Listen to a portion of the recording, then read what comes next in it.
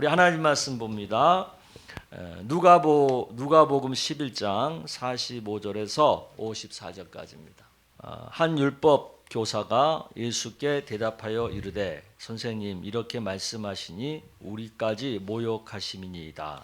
이르시되 화 있을진저 또 너희 율법 교사여 지기 어려운 짐을 사람에게 지우고 너희는 한 손가락도 이 짐에 대지 않는도다. 화 있을진저 너희는 선지자들의 무덤을 만드는도다. 그들을 죽인 자도 너희 조상들이로다. 이와 같이 그들은 죽이고 너희는 무덤을 만드니 너희가 너희 조상의 행한 일에 증인이 되어 옳게 여기는도다. 그러므로 하나님의 지혜가 일렀으되 내가 선지자와 사도들을 그들에게 보내리니 그 중에서 더러는 죽이며 또 박해하리라 하였느니라. 장세 이후로 흘린 모든 선지자의 피를 이 세대가 담당하되 곧 아벨의 피로부터 제단과 성전 사이에서 죽임을 당한 사가랴의 피까지 하리라. 내가 너희에게 이르노니 과연 이 세대가 담당하리라. 화 있을진저 너희 율법 교사여 너희가 지식의 열쇠를 가져서 너희도 들어가지 않고 또 들어가고자 하는 자도 막았느니라 하시니라. 거기서 나오실 때에 서기관과 바리새인들이 거세게 달려들어 여러 가지 일을 따져 묻고 그 입에서 나오는 말을 책잡고자 하여 노리고 있더라. 아멘. 아멘. 우리는 지금 이제 수요 예배 시작하면서 헤롯 왕에 대해서 또 지난 시간에는 본디오 빌라도에 대해서 공부를 했죠.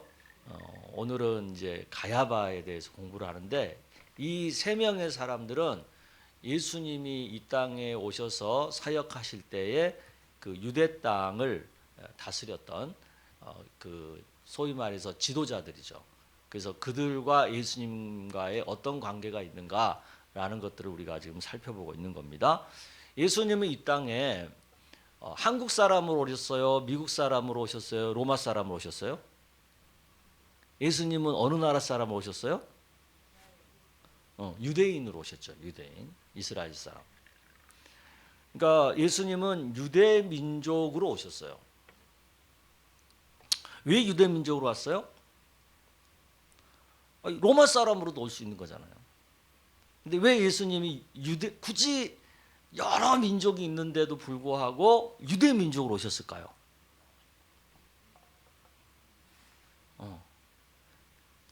목사님은 너무 어려운 질문만 하죠.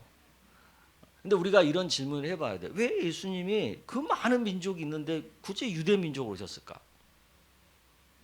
왜냐하면 유대 민족은 하나님의 택한 민족이잖아요. 하나님께서 우리를 구원하기 위해서 특별히 한 사람을 택했는데 그게 아브라함이잖아요. 그 아브라함의 자손이 유대 민족이잖아요. 그래서 유대 민족으로 예수님이 오신 거예요. 그리고 유대인으로 살다가 같은 민족인 유대인에게 고발이 되어서 또 제목이 뭐예요?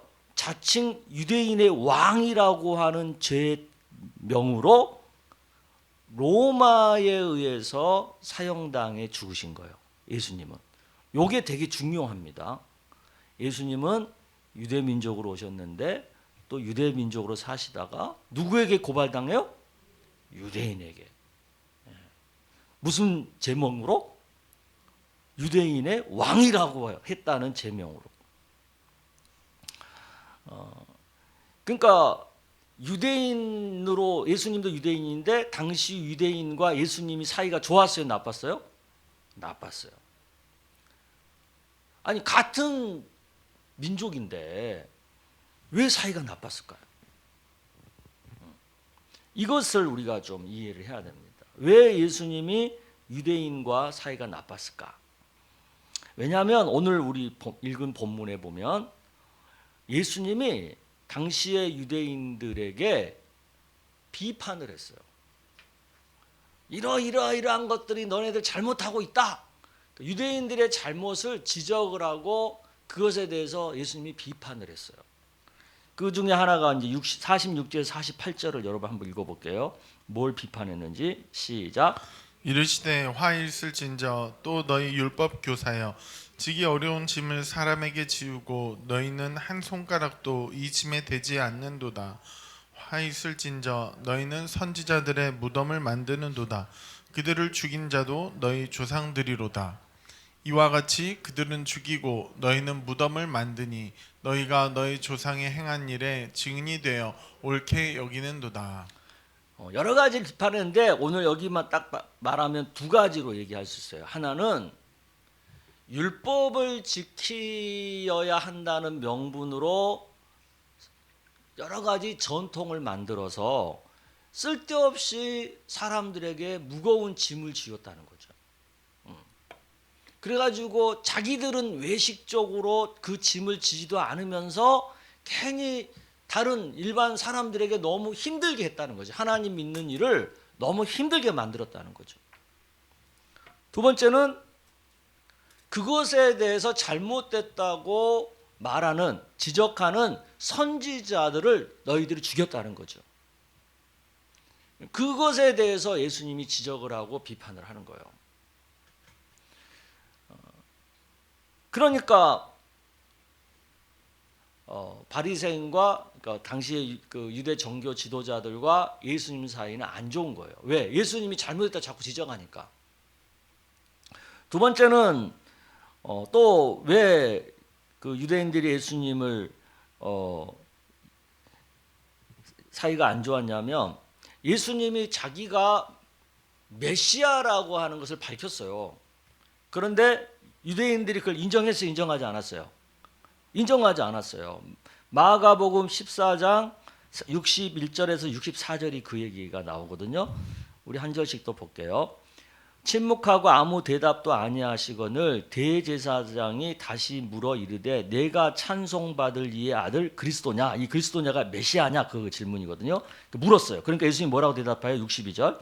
예수께서 이르시되 내가 그니라. 인자가 권능자의 우편에 앉은 것과 하늘 구름을 타고 오는 것을 너희가 보리라 하시니. 예, 예수님이 내가 바로 메시아다라고 말을 하는 거예요. 그러니까 대제사장이 자기 옷을 찢으며 이르되 우리가 어찌 더 증인을 요구하리요. 64절 여러분 읽으세요. 그 신성 모독하는 말을 너희가 들었도다. 너희는 어떻게 생각하느냐 하니 그들이 다 예수를 사형에 해당한 자로 정죄하고. 네. 그러니까 예수님이 내가 메시아다라고 밝혔어요. 그런데 그것을 그들이 인정하지 않고 받아들이지 않고 오히려 신성모독이라고 여기면서 신성모독죄로 예수님을 십자가형으로 사형으로 죽여야 된다, 사형을 해야 된다 이렇게 얘기를 하는 거죠. 근데 그 예수님을 사형시키게 한 그 못 박혀 죽게 한 유대인의 대표, 유대인을 모든 유대인을 통틀어서 대표하는 자가 있었어요. 그게 누구냐면 당시의 대제사장인 가야바인 거예요. 가야바는 예수님 당시에 이스라엘 땅을 다스리던 중요한 사람들 중에 한 명이었어요. 그 중요한 사람들이 누구누구예요? 누가복음 3장에서 2절까지 보면 그 중요한 사람들의 명단이 나옵니다. 여러분 한번 읽어볼게요. 시작. 디베레오 황제가 통치한 지 15해 곧 본디오 빌라도가 유대의 총독으로 헤롯이 갈릴리의 분봉왕으로 그 동생 빌립이 이두레와 그라곤이 지방의 분봉왕으로 루사니아가 아빌레네의 분봉왕으로 안나스와 가야바가 대제사장으로 있을 때 하나님의 말씀이 빈 들에서 사가랴의 아들 요한에게 임한지라. 그러니까 예수님 당시 세례 요한과 더불어 예수님 당시에 그 유대 땅, 팔레스타인 땅을 다스리는 중요한 지도자들이 있었어요. 가장 중요한 사람은 당시 로마 황제인 디베랴. 그 다음에 두 번째는 로마 제국이 파송한 로마 총독인 본디오 빌라도.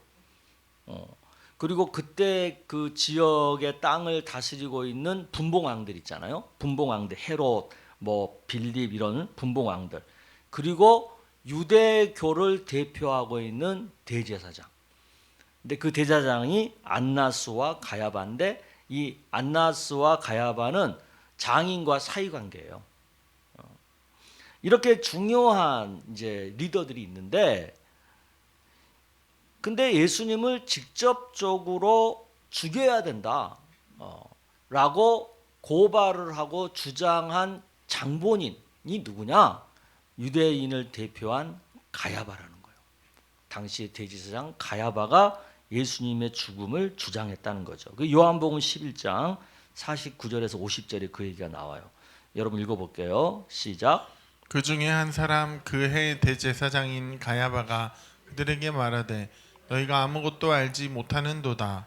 한 사람이 백성을 위하여 죽어서 온 민족이 망하지 않게 되는 것이 너희에게 유익한 줄을 생각하지 아니하는도다 하였으니.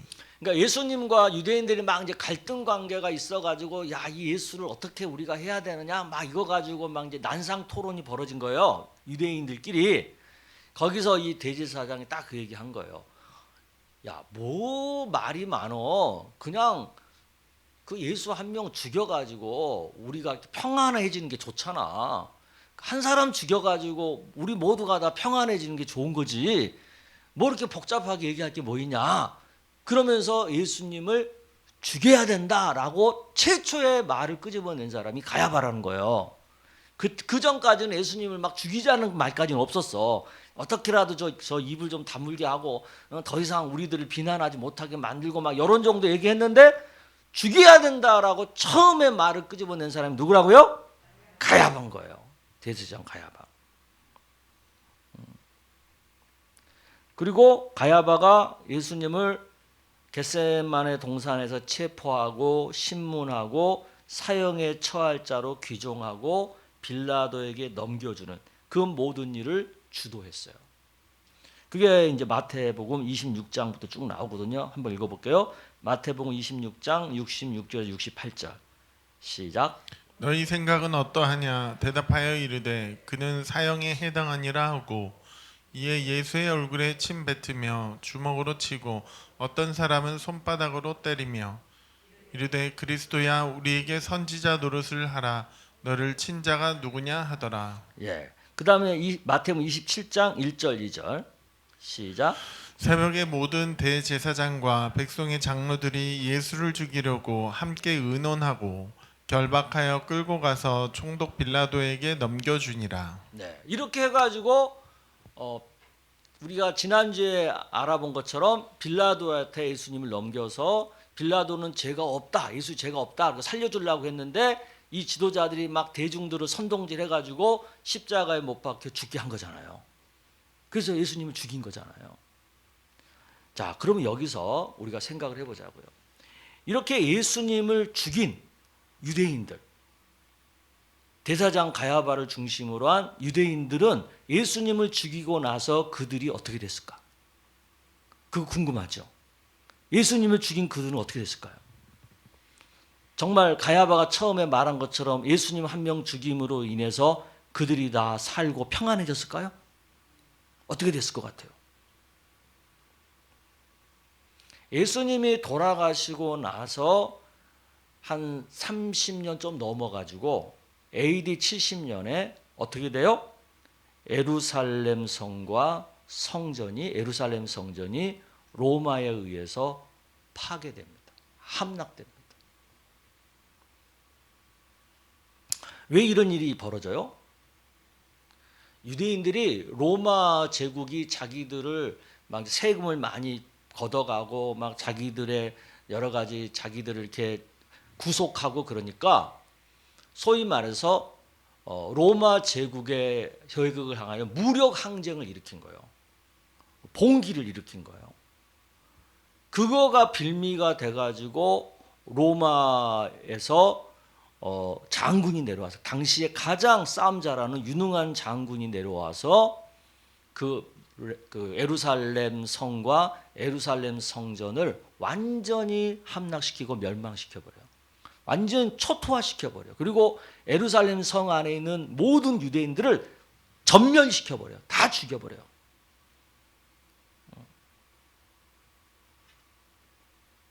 그러니까 예수님을 십자가에 못 박혀 죽이고 난 유대인들이 30년 정도 지나가지고 완전히 다 죽게 되는 일이 벌어지는 거예요. 무섭죠. 그러므로 인해서 어떤 일이 되냐면 유대교가요 완전히 쇠퇴하게 됩니다. 당시 예수님 당시에 유대교가 굉장히 흥황했어요. 그래서 종파만 한 4-5개가 될 정도로 그런데 이 예루살렘 성전이 파괴되면서 그 종파가 하나로 그냥 축소됩니다. 랍비 유대교라고 하는 개념으로 하나로 축소돼 버려요. 그럼 그 당시에 있었던 종파에 대해서 잠깐 얘기를 해보면 바리새파, 유명한 바리새파, 가장 대중적인 종파인 바리새파가 있었어요. 이 바리새파는 종교적으로는 굉장히 진보적이에요.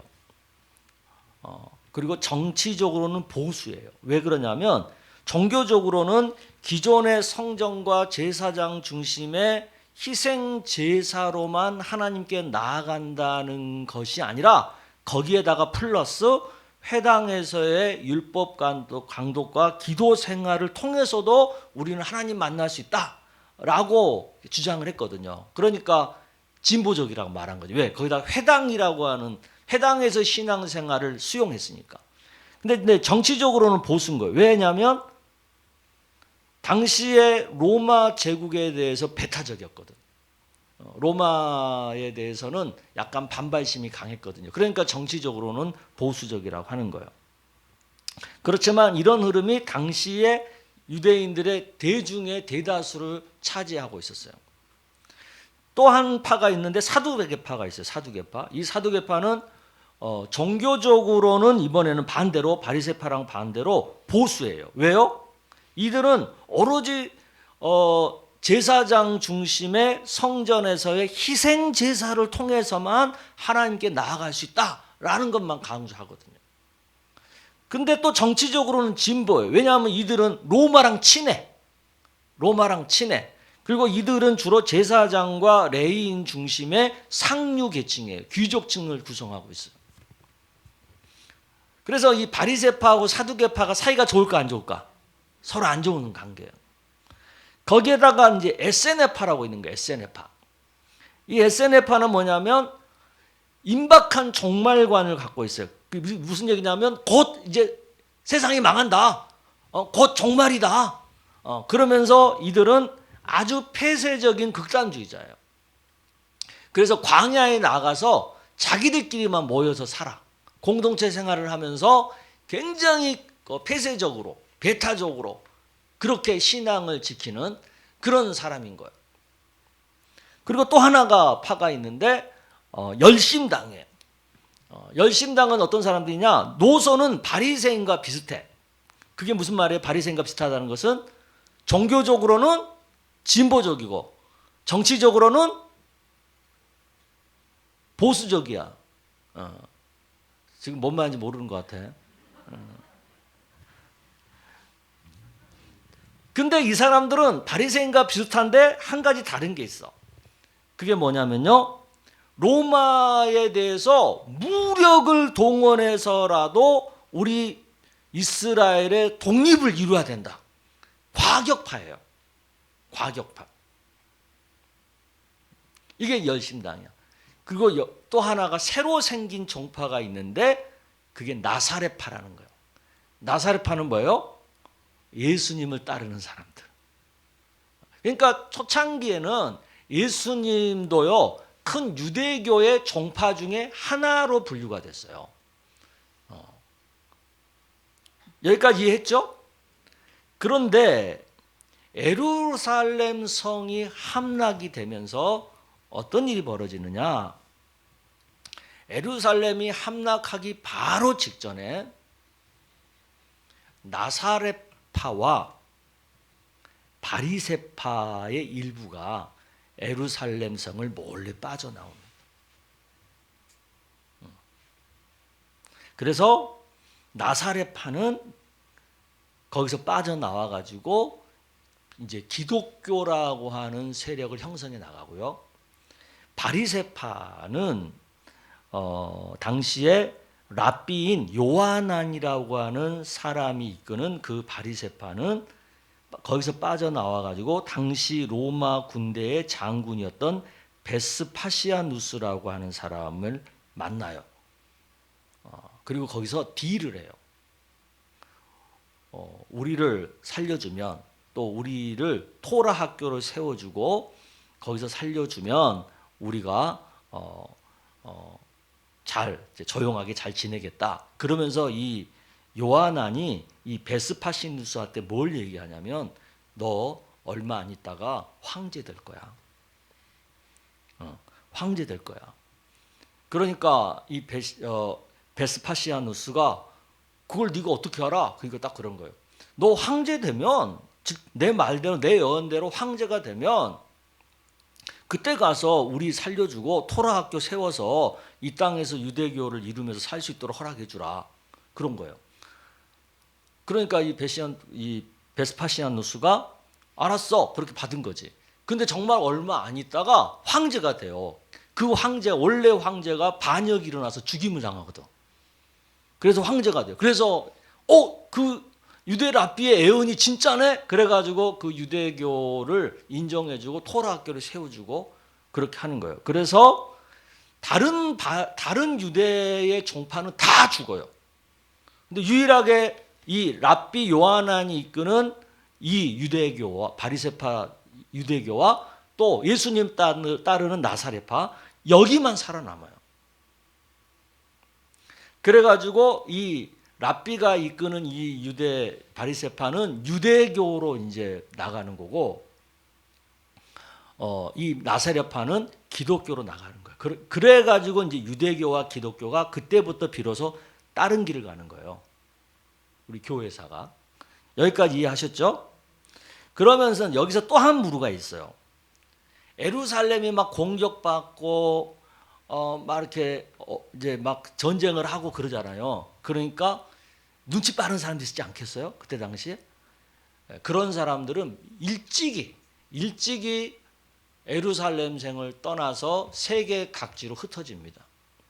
그 사람들이 소위 말해서 디아스포라 유대인이라는 거예요. 디아스포라 유대인. 그래서 이 디아스포라 유대인들은 이렇게 해요. 예루살렘 성이 함락된 이후로 성전에서의 희생 제사는 끝나요. 이제 더 이상 예루살렘 성전이 없어지는 거야. 그리고 그 성전에서 소와 양을 잡아 죽이던 동물 제사는 더 이상 안 드리게 되는 거예요. 그 대신 회당에서 바리새파들이 뭘 강조했다 그랬어요? 회당에서의 율법 강도와 기도 생활을 강조했다 그랬잖아요. 그러니까 이제 랍비가 그거 갖고만 이제 유대교를 이끌어가는 거예요. 그래서 유대교가 이때부터 동물 제사는 더 이상 안 드리게 되고, 그리고 성전은 더 이상 의미가 없어지는 거고, 회당을 세워서 회당 중심의 율법 강독과 기도 생활 중심의 유대교 종교 생활이 시작되는 거예요. 아시겠죠? 예.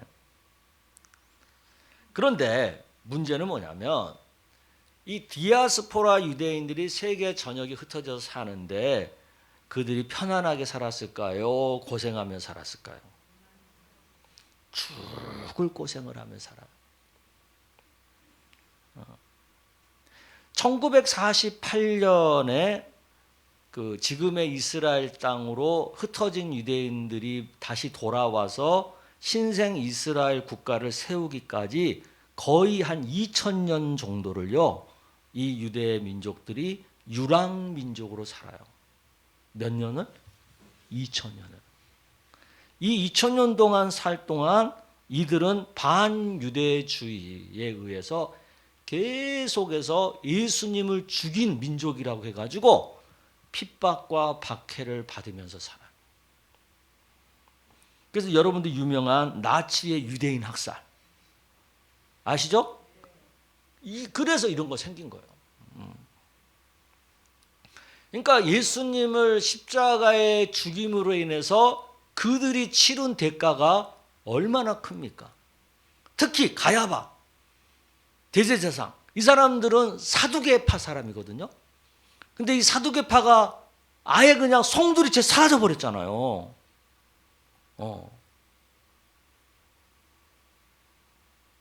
그러면 여기서 우리가 한번 생각을 해봐야 돼요. 왜 유대인들은 예수님을 인정하지 않았을까? 이게 되게 중요한 대목이에요. 이건 오늘날도 똑같이 우리에게도 적용되는 원리거든요. 왜 유대인들은 예수님을 인정하지 않았을까? 그리고 예수님의 그 지적을 받아들이지 않았을까? 첫째는 유대인들은요, 어느 순간부터 하나님의 말씀인 율법보다 그들에게 더 중요한 건 뭐예요? 그 율법을 잘 지키겠다고 만든 전통이 더 중요하게 된 거예요. 전통. 그리고 그 전통을 기반으로 해서 자기들이 누리고 있는 어떤 권력, 누리고 있는 어떤 기득권, 이게 더 중요한 거예요.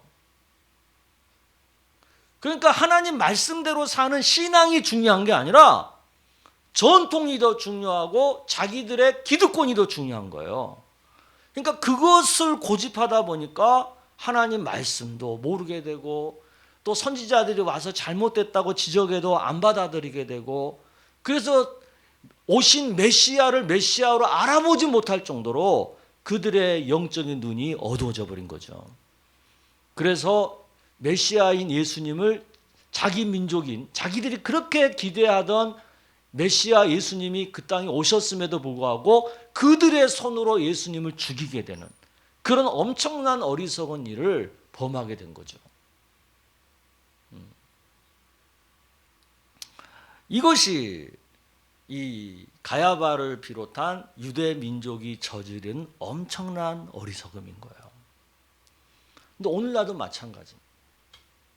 오늘날도 우리가요, 교회 생활을 오래 하다 보면 어떤 우에 빠지냐면 하나님의 말씀을 믿는 그런 신앙이 아니라 그동안 오랫동안 교회에서 해왔던 관례, 어떤 전통, 그것이 나의 신앙인 것처럼 착각해요.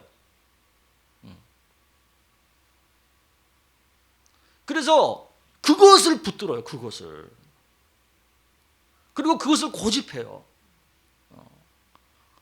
그리고 교회에서 오래 신앙생활 하다 보면 나도 모르게 그래도 교회에서 소위 말해서 기득권이 생기잖아. 그죠? 뭐 권사님이라고 하는 기득권, 장로라고 하는 기득권, 목사라고 하는 기득권, 그래도 내가 가정교회 가장인데라고 하는 기득권, 뭐 교구장이라고 하는 기득권. 근데 그 기득권을 뺏기기를 원치 않잖아요. 제가 이번에 교구장 MT를 갔잖아. 거기서 나온 얘기 중에 하나가 뭐였는지 아세요? 어느 한 명도 교구장을 그만두겠다는 말을 안 하는 거예요. 자기들 계속해서 교구장 하고 싶은 거예요. 그게 기득권이거든요. 내 자리를 놓지 않고자 하는. 그러다 보면 하나님 말씀을 떠나게 돼요. 그리고 하나님 말씀에 대해서 멀어지게 돼요. 그래서 하나님 말씀을 얘기하는데 그걸 안 받아들이게 돼요. 왜? 전통과 기득권이 더 중요하니까. 그래서 목사님이 그것을 하나님 말씀을 얘기하거든요. 하나님 말씀 이겁니다. 우리가 이렇게 신앙생활 해야 됩니다. 근데 그걸 안 받아들이고 목사님 말씀이 틀렸대. 전통 여기에서 어긋났기 때문에 목사님의 설교가 잘못됐대. 그러면서 그 목사 말을 안 듣고 그 목사를 쫓아내려고 하는 거지. 그래서 한국교회 그런 일이 많아요. 많아요. 제가 노회장이고 우리 노회 총대잖아. 그래서 저 총회도 가보고 노회도 가보면요. 교회에서 그런 일들이 일어나가지고 시끄러운 교회들이 너무 많아요.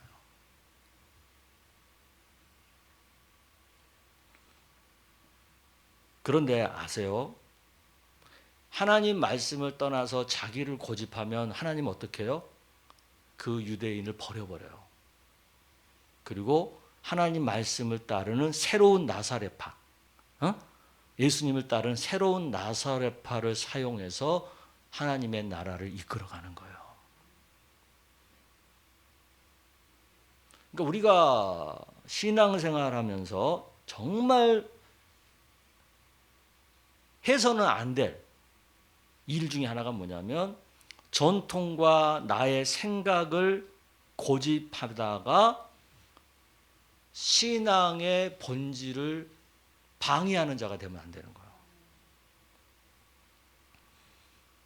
교회에서 분란을 일으키고 교회를 어렵게 하는 분들이 초신자일까요? 교회 오래 다닌 사람들일까요? 그럼요. 교회 오래 다닌 사람들이에요. 그러니까 신앙의 적은 외부에 있는 거야. 이단이 있는 게 아니에요. 우리 안에 있는 거예요. 우리 안에 어떤 분들? 가야바 같은 사람들. 전통과 자기의 기득권 유지를 위해서 고집하는 사람들. 이 사람들이 우리 신앙의 적인 거예요. 근데 그런 분들이 교회에서 성경적인 신앙생활을 방해하고 그것을 어렵게 하는 일을 하잖아요. 이거 막 목사를 막 몰아세워가지고 쫓아내거나 이런 일을 하잖아요. 그러면 가야바와 유대인들이 겪었던 그 대가처럼 그분들도 반드시 그 대가를 지불하게 되어 있어요. 그러니까 우리가 신앙생활하면서 정말 조심할 것 중에 하나가 뭐냐면 전통과 기득권 유지를 위해서 고집하고 저항하는 일을 하면 안 되는 거야. 교회는 날마다 새로워져야 되는 거예요. 교회는 날마다 개혁되어져야 되는 거예요. 뭐에 따라서? 하나님 말씀에 따라서. 그러니까 이번에 코로나를 겪으면서 막 예배를 못 드리고 막 이랬잖아요. 그러니까 이제 교회들이 발빠르게 막 대응을 해가지고 막 온라인 예배도 하고 막 이랬잖아요. 근데 전통적인 교회는요, 그 온라인 예배를 못 하게 하는 거예요. 큰 교회인데 우리 교회보다도 훨씬 큰 교회들인데도 막 온라인 예배를 못 하게 하니까 교회 장로님들이나 이런 분들이 온라인 예배가 무슨 예배냐, 막 그러면서 옛날 전통에 갇혀가지고 새로운 변화에 적응을 못하니까 저항하니까 그런 교회들이 온라인 예배를 못하는 거예요. 그래서 한참 한 달, 두 달 지나고 나서야 그때 온라인 예배, 다른 교회가 다 하니까 그때 가서 온라인 예배를 하기 시작하니까 큰 교회들 중에서 많은 교회들이 코로나 겪으면서 교세가 확 줄었어요. 근데 우리 교회는 어땠어요? 우리 장로님들은 전통에 안 갇혀 있어서 그냥 우리는 카톡으로 그냥 당해가지고 빨리빨리 결정하고 해가지고 빨리빨리 변화를 받아들이고 수용하고 어떻게라도 성도들이 예배를 드릴 수 있도록 했잖아요. 그러니까 우리가 어려운 코로나를 겪으면서도 이탈자가 별로 없잖아. 오히려 더 신앙들이 좋아졌잖아요. 그게 중요한 거예요. 그러니까 옛날 나는 나 때는 이랬는데 옛날에 이랬는데 그 전통에 갇혀가지고 우리가 있으면 안 되는 거죠. 그래서 우리는 늘 새로운 변화를 통해서 어떻게 하나님 말씀대로 신앙생활을 잘 할까? 그걸 고민하면서 그거에 맞춰서 빠르게 새로워지고 개혁되어져야 되는 거죠. 아멘? 근데 교회에서 가장 변화를 못 쫓아들이고 못 쫓아가고 못 받아들이고 변화에 저항하는 분들이 누굴까? 응? 누굴까? 바로 신중년 여러분들이 갈 가능성이 높아요. 높아요. 왜? 나이를 먹으면 변화가 두렵거든요. 그리고 내가 그동안 유지하고 붙들고 있는 내 자리를 뺏길까 봐 두렵거든요. 그래서 변화에 저항하는 거예요. 예? 변화에 저항하는 거예요. 그러니까 연세가 들수록 나이를 먹을수록 우리는 어떻게 해야 돼요? 새로운 것을 받아들여야 돼. 아멘? 그러니까 우리는 사실 찬송가가 좋잖아. 찬송가 부르면 은혜가 되잖아요. 근데 그 복음성이나 CCM 부르면 어렵잖아. 어려워도 가끔 불러야 돼, 안 불러야 돼? 불러야 돼. 불러야 돼. 근데 CCM 은혜가 안 돼요. 왜 저런 어려운 곡을 불러요? 찬송가만 불러. 이런 말을 해서는 돼, 안 돼? 안 돼요. 그러니까 가끔은 찬송가도 부르고 또 CCM 부르고 다 부를 수 있어야 돼. 여러분 노래도 세상 노래도 똑같아요. 여러분들 맨날 트로트만 듣잖아. 아니에요? 그럼요. 요새 아이돌 노래도 들어야 돼. BTS 노래도 듣고.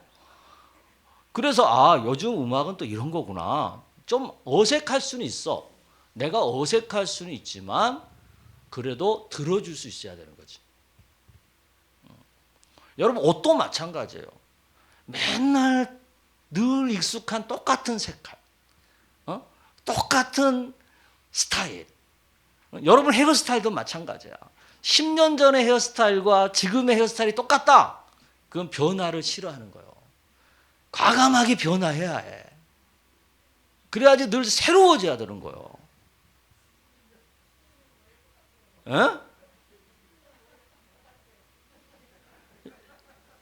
그러니까 바꿔달라 그래.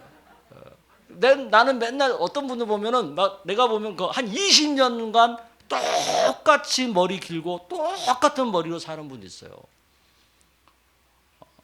그게 본인은 어떻게 생각할지 모르겠지만 제가 봤을 때는 변화를 못하는 분이에요. 변화를 해야 돼요. 노력해야 돼요. 그래야 그런 것에서부터 변화를 수용해야 우리가 늘 새로워질 수 있고 신앙생활도 정체되지 않고 늘 이렇게 성장하고 변화되는 신앙생활을 할 수 있는 거예요. 여러분 신앙이 뭡니까? 날마다 성령으로 성화되는 거잖아요. 나이를 먹으면 어른들이 성숙해질까 애가 될까? 그게 성경적일까 비성경적일까? 비성경적이에요. 왜 나이를 먹으면 더 성숙해져야 되잖아요? 근데 왜 나이를 먹으면 더 애가 될까? 더 막 노여움과 서운함과 막 이런 걸로만 채워지고 상대를 더 이해하고 배려하고 하는 마음은 점점 줄어들고. 왜 그러겠어요? 내 생각을 고집해서 그런 거예요. 내 어떤 스타일을 무조건 내 생각만 옳다고 고집하니까 그런 거예요. 세상이 바뀌고 있잖아요. 소통하는 방법도 바뀌고 말하는 방법도 바뀌고 돈 버는 방법도 바뀌고 다 바뀌잖아요. 음식 주문하는 방법도 바뀌고. 이게 바뀌면 우리도 생각이 바뀌어야 될 거 아니에요. 세상이 바뀌고 있어요. 근데 내 생각만 고집해. 그리고 남들은 다 틀렸대. 그러니까 애가 되는 거예요. 애가 그러잖아요. 깐난 애가 무조건 자기만 울면서 막 고집하잖아요. 똑같은 거예요. 상대에 대한 배려를 안 하자. 엄마가 얼마나 힘들까, 아빠가 얼마나 힘들까 이런 거 배려 안 하고 나 배고프다고 막 울어대는 거잖아요. 그게 애기잖아요. 근데 나이 먹어 똑같아져요. 왜들 그럴까요?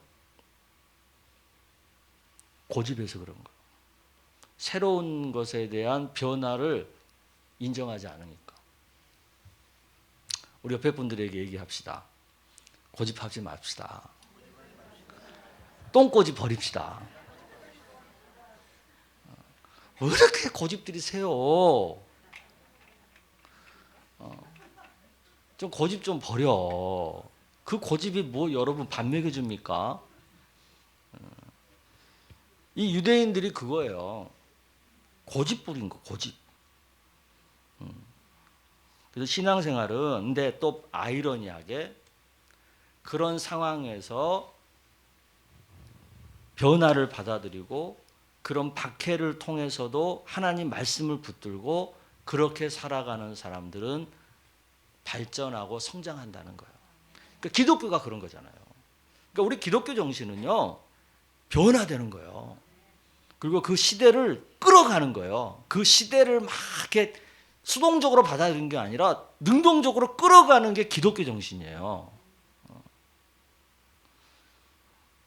그래서 오늘 이 시간 우리가 기도할 제목은 뭐냐? 하나님, 내 고집 때문에 신앙 성장과 교회 부흥의 방해자가 되지 않게 해주십시오. 세상의 복음에 뒤처지는 자가 되지 않도록 해주십시오. 하나님 말씀에 따라서 늘 날마다 새로워지는 그런 은혜를 주십시오. 이런 기도를 좀 하면 좋겠어요. 아멘. 나는 지금 뭘 고집하는가를 한번 생각해 보세요. 내가 고집 부리는 것 때문에 지금 내 주변에 어떤 사람들에게 혹시라도 불평과 아픔을 주고 있지는 않나 한번 생각을 해보세요. 우리가 의외로 그런 거 많습니다. 그래서 하나님 말씀 따라 날마다 새로워져서 복음을 전하고 사랑을 전하고 그런 삶을 살 수 있는 은혜를 달라고 우리 주여 한번 외치고 기도합시다.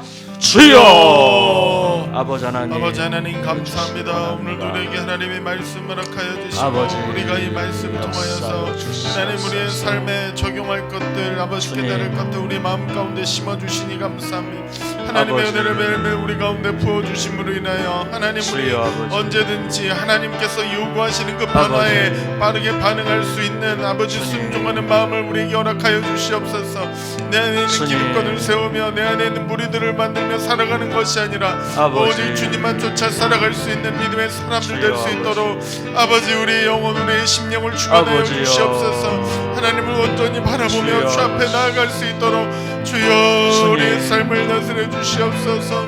하나님 우리의 영혼을 붙잡아 아버지. 주시옵시고 오직 주님만 바라보며 주님. 아버지 앞에 나아가며 주께 영광을 올려드리며 살아가는 인생들 되도록 주여 역사하여 주시기를 원합니다. 아버지. 건강을 붙잡아 주시옵시고 온전히 주님만 소망할 수 있는 내 모든 고집들 내 모든 자존심들 아버지 다 내어버리고 아버지 하나님의 그 은혜로만 살아갈 수 있는 그 간절한 믿음들 우리 가운데 허락하여 주시고 오직 주님만 바라보며 나아갈 수 있도록 주님 역사하여 주시옵소서.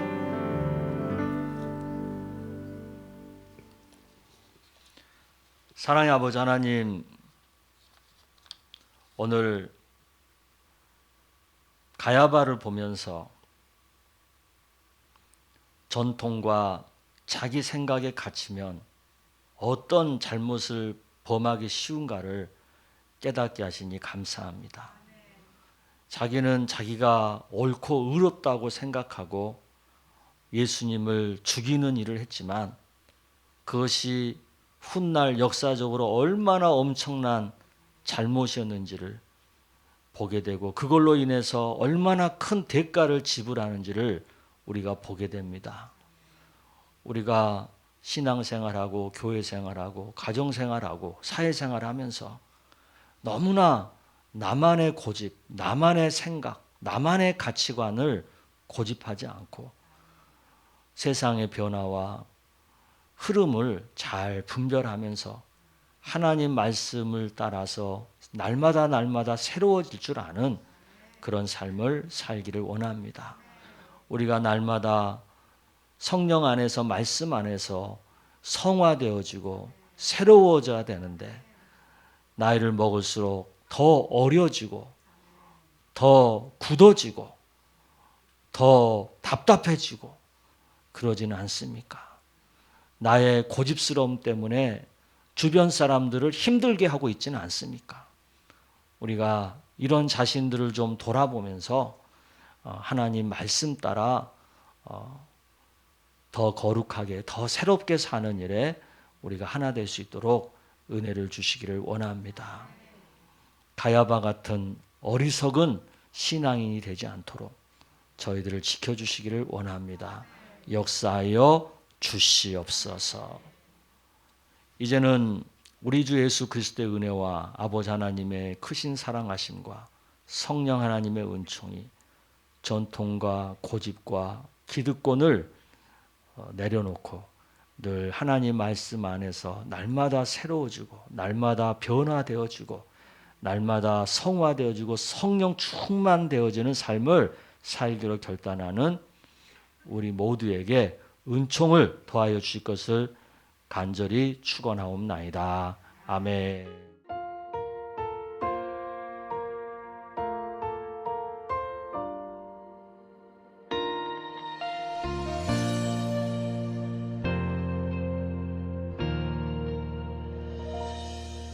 주의 말씀 따라서 살아가기 원하네.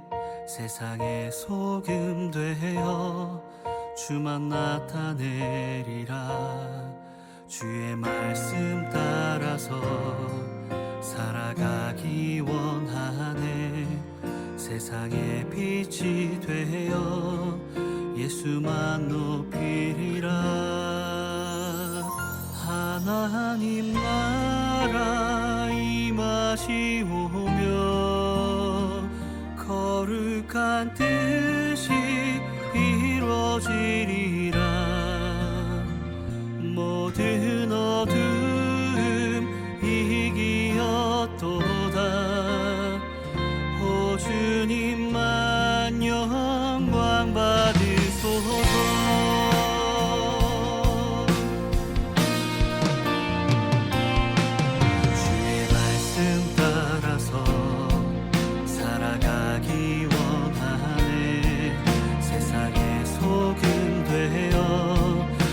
나타내리라. 주의 말씀 따라서 살아가기 원하네. 세상의 빛이 되어 예수만 높이리라. 하나님 나라 임하시오며 거룩한 뜻이 이루어지리라. 모든 어둠 이기었도다. 오 주님만 영광 받으소서. 하나님 나라 임하시오며 거룩한 뜻이 이루어지리라. 모든 어둠 이기었도다. 오 주님만 영광 받으소서. 모든 나라 모든 권세 아버지께 영원토록 모든 영광 모든 찬양 하나님께 있습니다.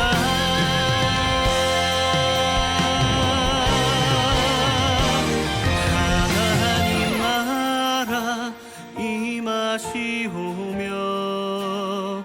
거룩한 뜻이 이루어지리라. 모든 어둠 이기었도다. 오 주님만 영광 받으소서.